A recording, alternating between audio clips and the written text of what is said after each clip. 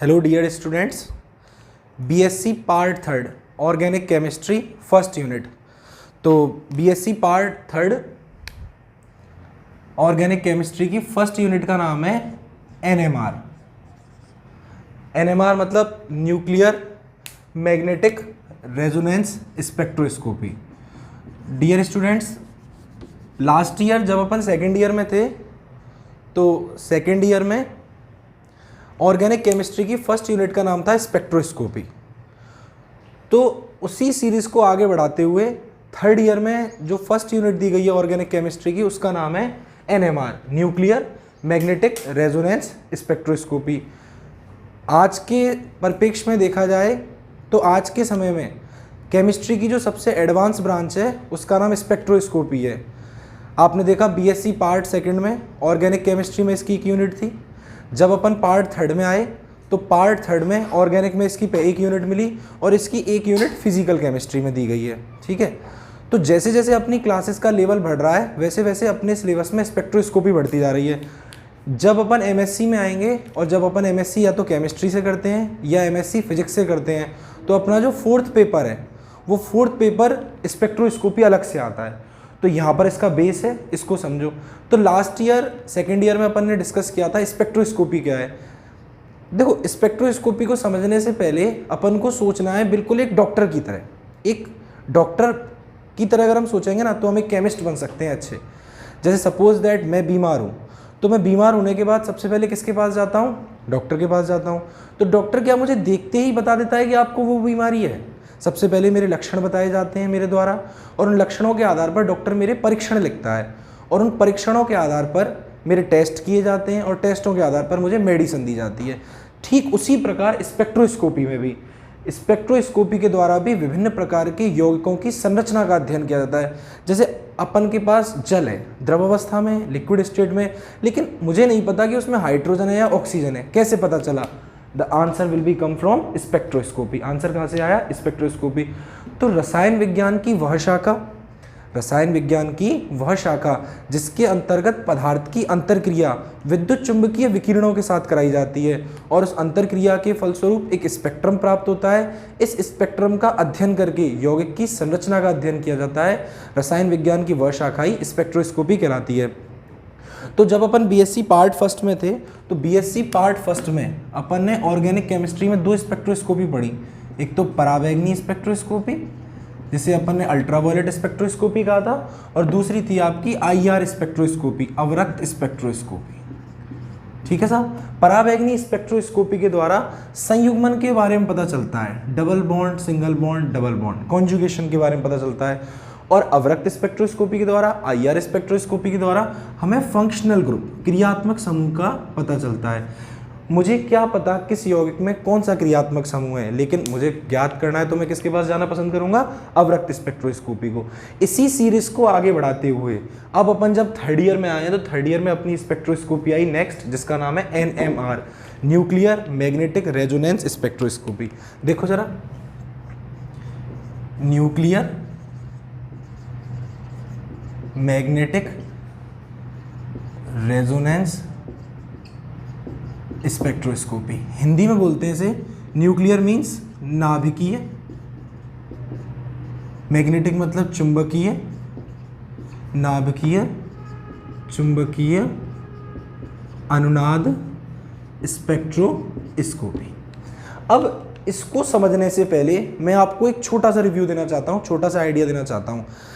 NMR spectroscopy का, nuclear magnetic resonance spectroscopy का जो सबसे बड़ी एप्लीकेशन है, जो सबसे बड़ा फायदा है, सबसे बड़ी एप्लीकेशन है, वो मेडिकल साइंस में है। जैसे जैसे केमिस्ट्री ने डेवलपमेंट किया उसी के साथ ही मेडिकल साइंस में डेवलपमेंट हुआ, अर्थात दोनों में आपस में रिजेंबलेंस है, समानता है। तो देखो, एनएमआर का जो सबसे मोस्ट प्रोबेबल यूज है वो है एमआरआई में। तो देखो, ये तो अपन पढ़ रहे हैं केमिस्ट्री के संदर्भ में, और केमिस्ट्री का यूज किस में हो रहा है? मेडिकल साइंस में। एमआरआई की फुल फॉर्म क्या है? देखो, इस एम की क्या है? Magnetic resonance, magnetic resonance imaging.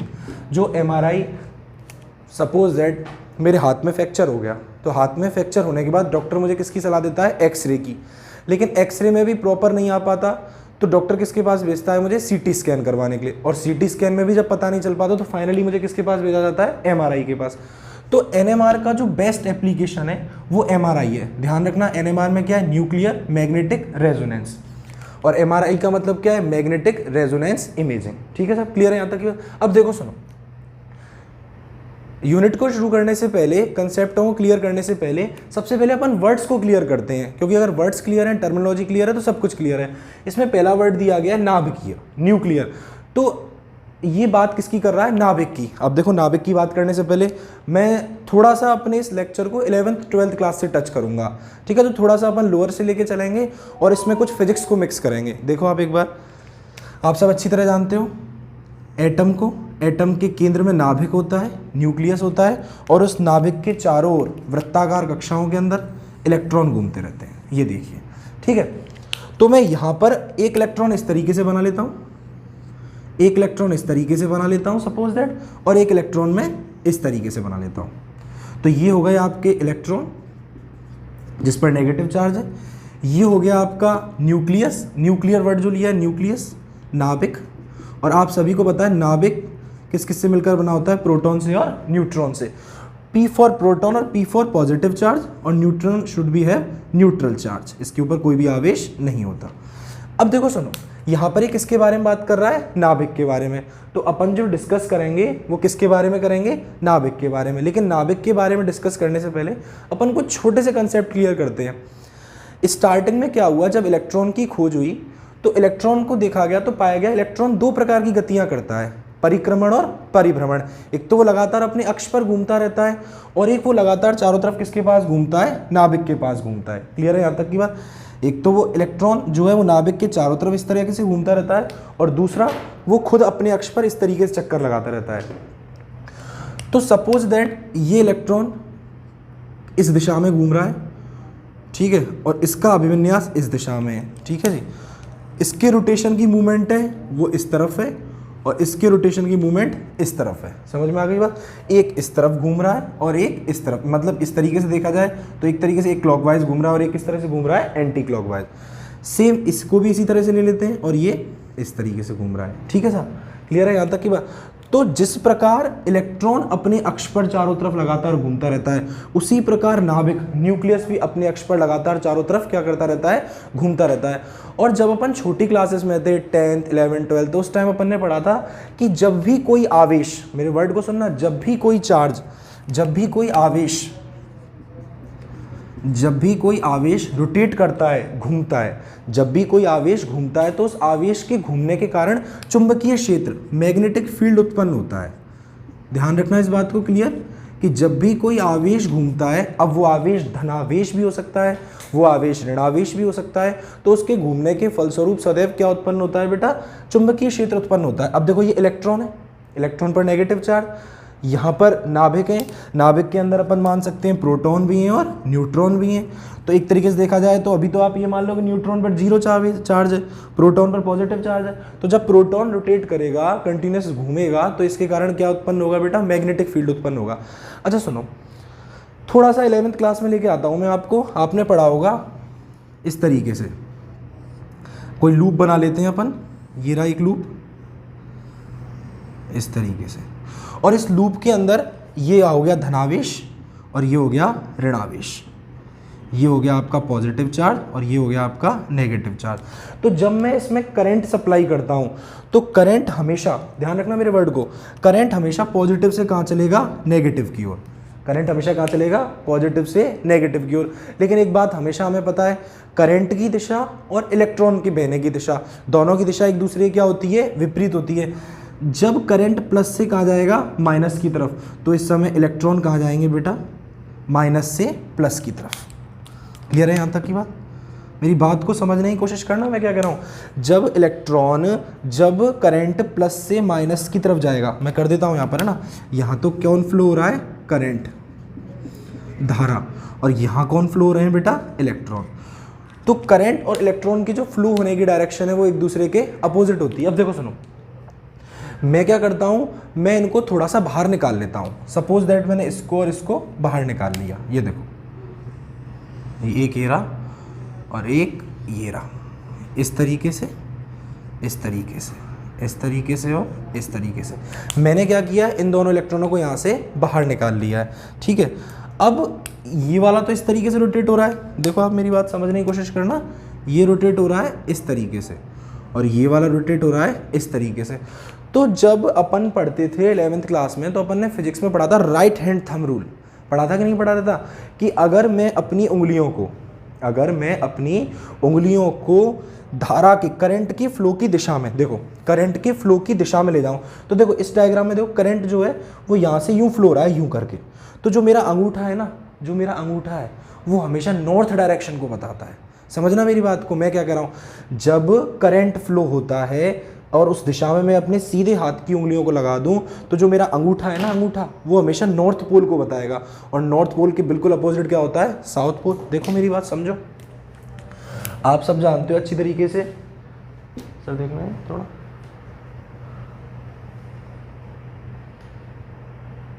ठीक है, आप सब अच्छी तरह से जानते हो कि एक बार मैग्नेट जो होती है, उस बार मैग्नेट के अंदर एक तो नॉर्थ पोल होता है और एक साउथ पोल होता है। तो जो नॉर्थ पोल से हमेशा विद्युत जो चुंबकीय धाराएं हैं वो इस तरीके से निकल के कहाँ जाती हैं, साउथ में। क्लियर है यहाँ तक की बात, ये देखो डायग्राम समझो, ठीक है, इस तरीके से। तो अब ये चीज़ समझो, 11th क्लास का जो टच दे रहा हूँ मैं इसमें, ये पॉजिटिव कहाँ जा रहा है, नेगेटिव की तरफ, बहुत इंपॉर्टेंट पॉइंट है। तो जब मैं करंट के बहने की दिशा में अपने सीधे हाथ को लगाता हूँ, तो जो मेरा अंगूठा है वो हमेशा किसको बताएगा, नॉर्थ पोल को, और जो मेरा अपोजिट डायरेक्शन है वो किसको बताएगा, लेफ्ट को। क्लियर है यहाँ तक की बात। ये ध्यान रखना, यहाँ पर कौन फ्लो हो रहा है, पॉजिटिव, लेकिन यहाँ पर कौन फ्लो हो रहा है, नेगेटिव। अब देखो नेगेटिव किधर से किधर जा रहा है, इधर से इधर की तरफ जा रहा है। देखो इस तरीके से आओ और इस बार अपनी उंगलियों को इस तरीके से लगाओ, लगा दिया ना। जब नेगेटिव फ्लो हो रहा है, तो जब नेगेटिव फ्लो होगा तो मेरा अंगूठा हमेशा किसको बताएगा, साउथ की डायरेक्शन को। कंफ्यूज मत हो ना, मैं लिखता हूँ आपके आगे कि जब पॉजिटिव की को देखेंगे हम, पॉजिटिव मतलब अपन प्रोटॉन को देखेंगे, और जब इसमें अपन राइट हैंड थंब रूल लगाएंगे, तो इस केस में पॉजिटिव वाले में जो मेरा अंगूठा है, थंब है, वो हमेशा बताएगा नॉर्थ पोल को।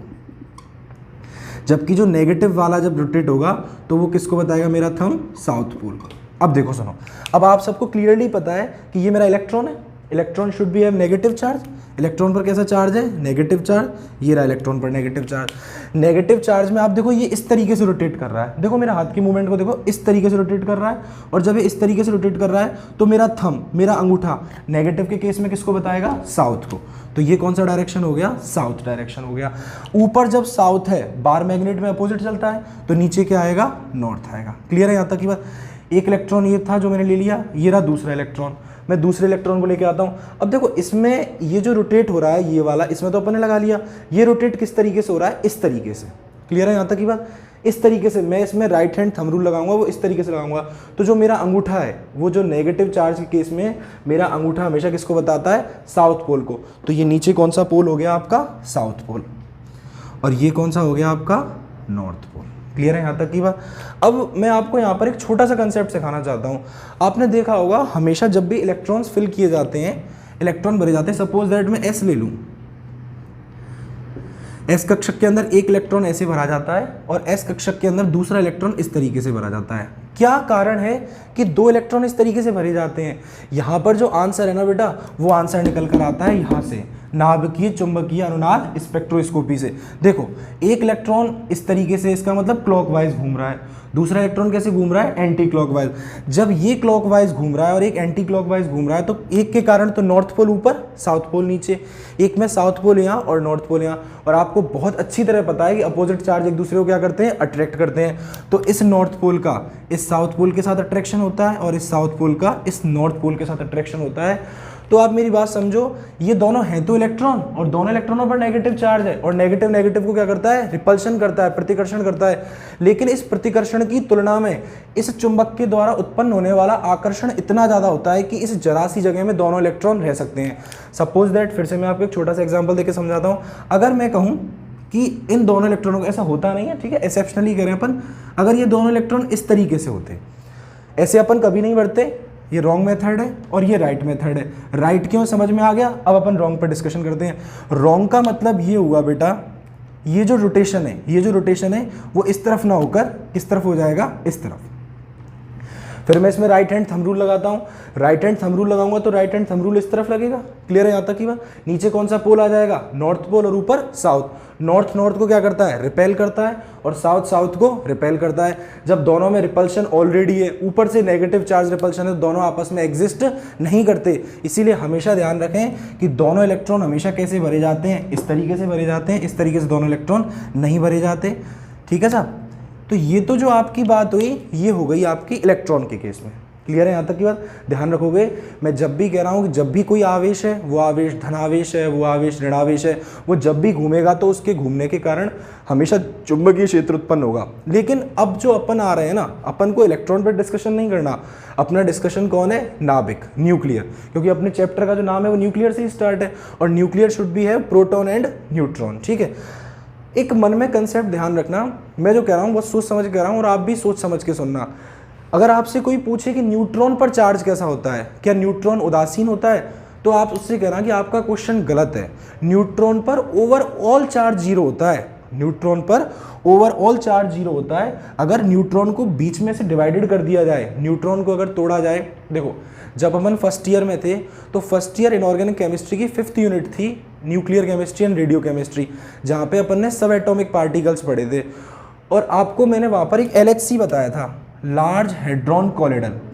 जो फिजिक्स के साइंटिस्ट हैं आजकल, वो उनको क्या है, कुछ मिल तो नहीं रहा, उनको केवल क्या मिल गए हैं? न्यूट्रॉन्स मिल गए हैं, और वो न्यूट्रॉन्स को ब्रेक करते जा रहे हैं, फर्दर ब्रेक करते जा रहे हैं, और उनको वो क्वार्क पार्टिकल्स में चेंज करते जा रहे हैं। तो अभी के लिए इतना ध्यान रखो कि अगर मैं आपसे कहूँ कि प्रोटॉन पर क्या चार्ज होता है? Positive, doesn't matter, close. लेकिन अगर आपसे कहे न्यूट्रॉन के बारे में, तो आप कहोगे न्यूट्रॉन पर ओवरऑल चार्ज तो जीरो होता है। लेकिन वास्तविकता में देखा जाए तो न्यूट्रॉन पर भी कुछ ना कुछ चार्ज होता है, जिसको मैं अगले वीडियो में आपको क्लियर कर दूंगा, कंफ्यूज मत होना। अब देखो सुनो, यहां से मैंने क्या किया, इस नाभिक को, न्यूक्लियस को बाहर निकाल लिया। ठीक है? इस नाभिक को, न्यूक्लियस को मैंने सपोज दैट ये बाहर निकाल लिया। आप सिर्फ इतने पर फोकस करो। ठीक है? ये आपका नाभिक है, न्यूक्लियस है, इसके बीच में यहाँ लिख देता हूँ एन, एन फॉर नाभिक, एन फॉर न्यूक्लियस। ठीक है? और इसका जो घूमना है इस तरीके से, ये इसका परिमाण है। देखो एक बात और ध्यान रखना, जब भी कोई वस्तु सीधी दिशा में चलती है तो उसका संवेग निकाला जाता है, मोमेंटम निकाला जाता है, और जब वो वृत्ताकार पथ में घूमती है, कंटिन्यूस रोटेशन करती है, तो उसका एंगुलर मोमेंटम निकाला जाता है। तो ये जितने भी घूम रहे हैं ना बेटा, टिनी मैग्नेट, इन सब का एंगुलर मोमेंटम निकाला जाएगा, कोणीय संवेग निकाला जाएगा। आने वाले टाइम में मैं इसका फॉर्मूला तो मैं बता दूंगा, पर फिर भी अगर जानना चाहो तो इसका फॉर्मूला S+1 H/2π। अभी इतना ही याद रखो। और S क्या है यहाँ पर? S क्या है यहाँ पर? Spin quantum number. वापस आओ निकल कर, ये नाभिक है, न्यूक्लियस है बेटा, इससे कंफ्यूज मत होना कि ये न्यूट्रॉन है, ये क्या है आपका? नाभिक है। ठीक है? और ये नाभिक इस तरीके से रोटेट हो रहा है। क्लियर है यहाँ तक की बात? ये नाभिक किस तरीके से रोटेट हो रहा है? इस तरीके से। नाभिक पर, न्यूक्लियस पर कैसा चार्ज है? Positive charge due to proton. और अब इसमें राइट हैंड थंब रूल लगाएंगे, सीधे हाथ वाला नियम लगाएंगे। तो सीधे हाथ का जब मैं नियम लगाऊंगा तो ये राइट हैंड मेरा इस तरीके से घूम रहा है, तो मेरा अंगूठा किसको बताता है? हमेशा नॉर्थ को बताता है, जबकि यहाँ पर किसको बता रहा था? साउथ को। कंफ्यूज होने की बिल्कुल ज़रूरत ही नहीं है। जब नेगेटिव होगा तब साउथ होगा, जब पॉजिटिव होगा तब मेरा अंगूठा किसको बताएगा? नॉर्थ को। तो यहाँ पर नॉर्थ पोल होता है, और यहाँ पर कौन सा पोल होता है? South pole. तो जब भी कोई भी लगातार नाभिक घूमता है, तो उस नाभिक के घूमने के कारण, नाभिक के रोटेट होने के कारण नॉर्थ पोल बनता है और साउथ पोल बनता है। और इस नॉर्थ पोल और साउथ पोल के कारण अपने इस पूरे के अंदर चुंबक, मैग्नेटिज्म उत्पन्न होता है। ठीक है सर? इसका मतलब अपने पास वर्ड क्लियर हो गए, न्यूक्लियर, मैग्नेटिक। नाभिक के बारे में बात कर ली। नाभिक के अंदर जो पार्टिकल हैं, सब एटॉमिक पार्टिकल्स हैं, those will be continued rotating, those will be show continued rotating, और उनके रोटेट होने के कारण, उनके घूमने के कारण चुंबकीय क्षेत्र उत्पन्न होता है। और ये जितने भी पदार्थ, छोटे छोटे क्वार्क पार्टिकल्स हैं या छोटे छोटे सब एटॉमिक पार्टिकल्स हैं, ये सभी एक टिनी मैग्नेट या बार मैग्नेट की तरह व्यवहार करने लगते हैं। तो वर्ड क्लियर है, नाभिक। इसमें चुंबकीय क्यों आया? अनुनाद, दैट्स ए इंपॉर्टेंट पॉइंट। अनुनाद के बारे में बात करते हैं, रेजोनेंस के बारे में। जब अपन बीएससी पार्ट फर्स्ट में थे तो बीएससी पार्ट फर्स्ट में अपन ने रेजोनेंस पे डिस्कस किया था। ये वो वाला रेजोनेंस नहीं है। क्लियर? ये जो रेजोनेंस वर्ड लिखा है, ये रेजोनेंस ऑर्गेनिक केमिस्ट्री का वर्ड नहीं है, ये रेजोनेंस है फिजिक्स का। और रेजोनेंस का मतलब क्या होता है? किन्हीं दो आवृत्तियों का, किन्हीं दो फ्रीक्वेंसियों का एक जैसा होना। समझ में आ गई बात? इसका सबसे अच्छा एग्जाम्पल, जब आप कोटा में जाते हो तो कोटा में एक बहुत अच्छी कोचिंग चलती है, बहुत बड़ा इंस्टीट्यूट है जिसका नाम है रेजोनेंस। वो उसका नाम रेजोनेंस क्यों बताते हैं? क्योंकि उनका कहना है क्योंकि उनका कहना है कि रेजोनेंस में अगर आप पढ़ने आओगे तो कुछ दिनों बाद टीचर की फ्रीक्वेंसी और स्टूडेंट की फ्रीक्वेंसी आपस में मिल जाएगी, अर्थात टीचर जब बोलेगा तो संपूर्ण ज्ञान किसको प्राप्त होगा, स्टूडेंट को प्राप्त होगा और रेजोनेंस हो जाएगा। 2 मिनट का टाइम लूँगा, एक छोटी सी स्टोरी सुनाना शुरू करता हूँ ना साहब। रामायण वाला एक छोटा सा कांड है, छोटा सा पार्ट है। रामायण में क्या था कि राम भगवान लंका पहुँच गए, ठीक है साहब, समुद्र क्रॉस कर लिया, लंका में आ गए। लंका में आने के बाद उनको पता चला कि Ravan is more intelligent than the Ram. ध्यान से सुनना, Ravan is more intelligent than the Ram. तो उन्हें लगा कि मैं अब रावण से युद्ध हार जाऊंगा। तो जब आदमी युद्ध में हारने लगता है, जब उन्हें ऐसा महसूस हुआ, तो सबसे पहले किसकी याद आती है, अपने गुरु की। उसी प्रकार श्री राम भगवान ने भी अपने गुरु वशिष्ठ को याद किया। उन्होंने आंखें बंद करी, गुरु वशिष्ठ का आह्वान किया और गुरु वशिष्ठ उनके सामने प्रकट हो गए। जब गुरु वशिष्ठ उनके सामने आए तो उन्होंने गुरु वशिष्ठ से कहा कि ऐसे ऐसे समस्या है। तो ऐसा कहा जाता है कि एक रात के अंदर गुरु वशिष्ठ ने अपनी संपूर्ण विद्या पूरी की पूरी राम भगवान को ट्रांसफ़र कर दी। तो जो विद्या ट्रांसफ़र करी थी वो इस रेजोनेंस के द्वारा ही की गई थी, ठीक है। रेजोनेंस का मतलब क्या होता है कि किन्हीं दो चीज़ों की फ्रीक्वेंसी का आपस में मैच होना। जब 2 चीज़ों की फ्रीक्वेंसी आपस में मिल जाती है तो उसको अपन किस नाम से जानते हैं, रेजोनेंस के नाम से जानते हैं। और लास्ट वर्ड कौन सा है, स्पेक्ट्रोस्कोपी। अभी के लिए इतना रखते हैं, फिर अपन इसको नेक्स्ट वीडियो में डिस्कस करते हैं, ठीक है।